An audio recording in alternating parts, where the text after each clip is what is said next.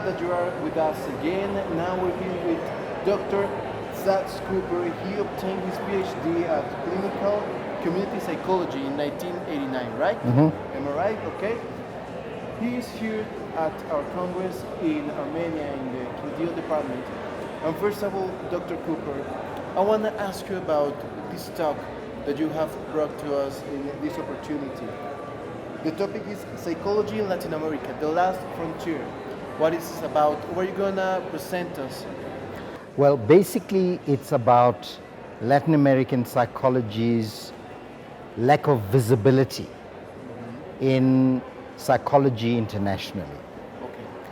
While nearly every country in Latin America has growing numbers of young people going into psychology, and in some places like Chile, Argentina, Mexico, Colombia, the numbers are just growing phenomenally. The involvement of Latin American psychology in global psychology is very small. So my challenge to the psychologists in Latin America, and particularly the leadership of psychology in Latin America, is to play a role internationally.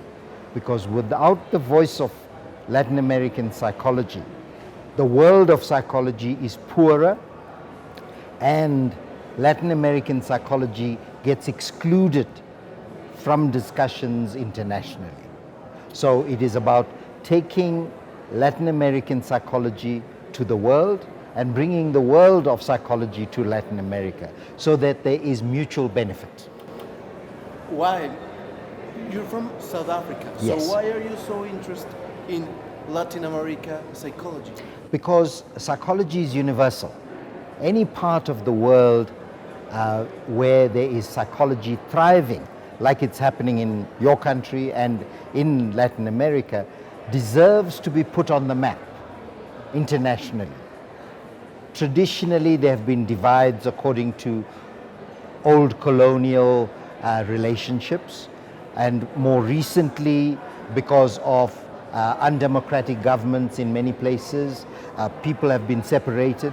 But now in the 21st century, there's instant communication, electronically, Facebook, Twitter, all sorts of social media.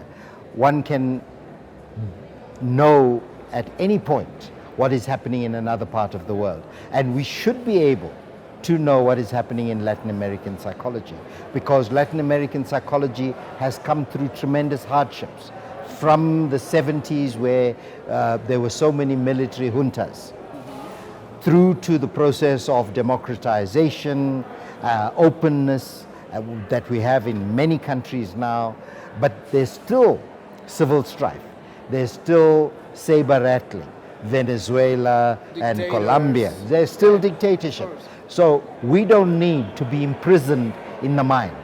Our minds need to be exposed to everything that is happening anywhere in the world. And that's very interesting, Dr. Cooper, because, for example, here in Colombia, we're like a mix of Indian, of Asian people, of European people, and then, boom, we're here.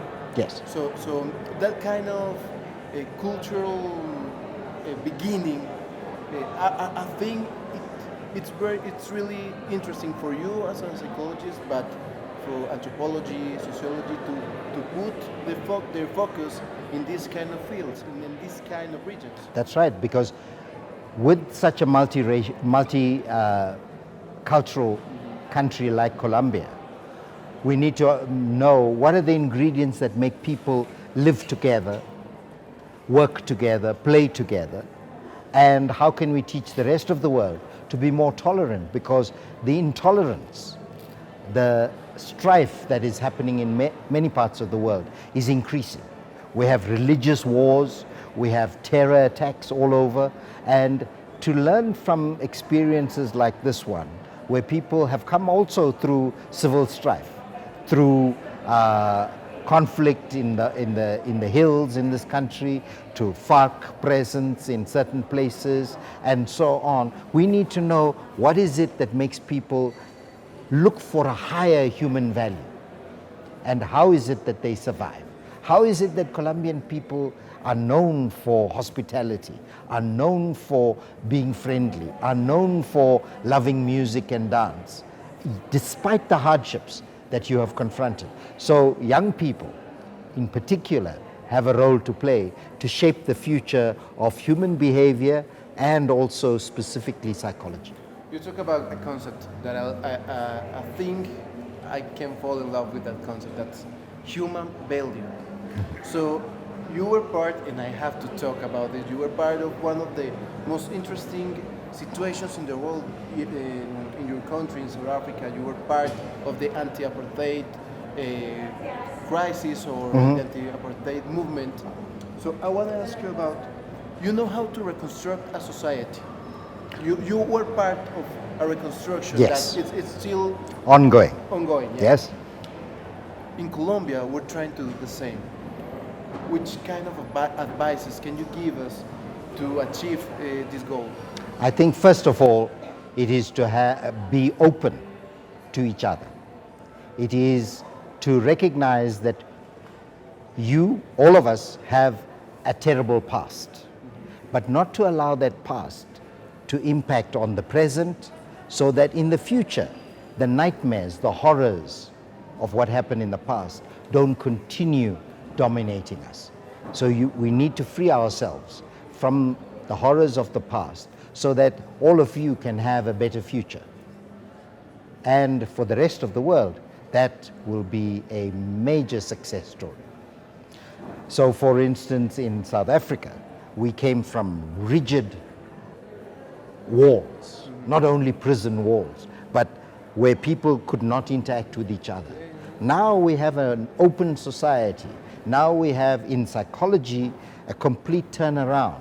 And psychology is a force for good. It can be a force for evil, for dictatorship, for torture, for oppression. Hitler was a Exactly, good example of that. exactly. But it can be a force for good. And it is that good that we need to be promoting. I believe that's the perfect line to close this interview. Thank you. Dr. Cooper,